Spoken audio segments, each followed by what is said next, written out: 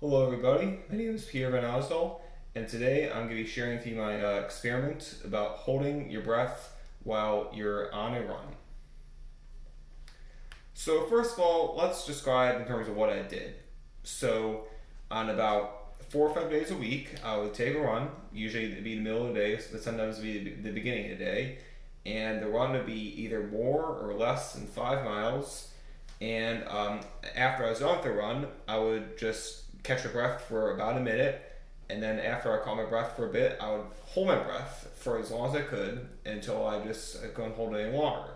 And this was part of the research question hypothesis, in terms of which my hypothesis states that if someone runs longer, they'll be more winded, making it harder to hold one's breath afterwards. So by doing this experiment, I wanted to see if that hypothesis was true, and if there really was a correlation between the mileage that someone ran versus how long someone can hold their breath afterwards. And that was my question, my research question: does running longer make one more winded? And in terms of why I chose this question, it basically fits into the experiment to holding one's breath for a longer amount of time.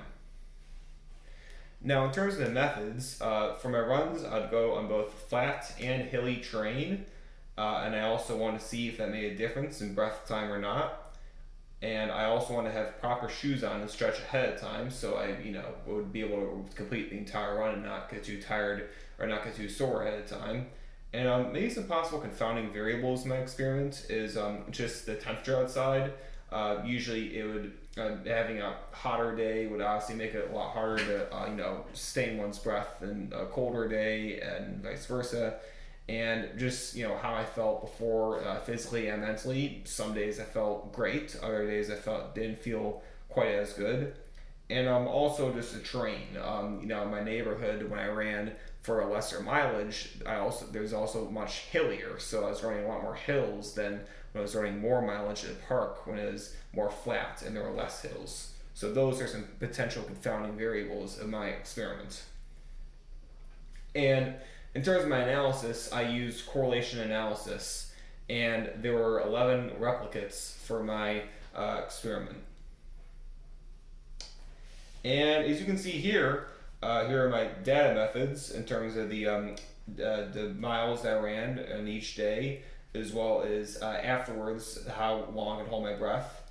And there is very little, if any, correlation between the mileage ran and breath held in seconds. To be very specific, the R squared value is 0.0054, which means there's really no correlation whatsoever.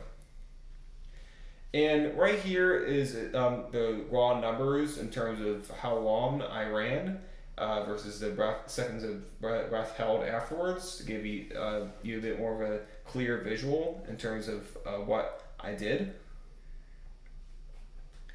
So for my conclusion, I guess all I can say is there's a very weak bond between the mileage and the time holding one's breath. And it definitely went against my expectations in terms of just what the correlation would be ahead of time. I thought there could be some correlation between how long someone ran versus how winded someone would feel afterwards, but I was wrong. As I said before, there are multiple factors at play, such as the time of day, the weather, really the pace that someone's running, and just also the number of replications as well. Because I think I'd say as well that when I started this experiment earlier on, after 5 trials or 5 replications, have you say, there is a stronger correlation between the mileage I ran and the breath, the seconds I could hold afterwards. But as I continued in this experiment, that correlation just became weaker and weaker. So I think that's also about just how many replications that someone does that can make the experiment work, or make the correlation work as well.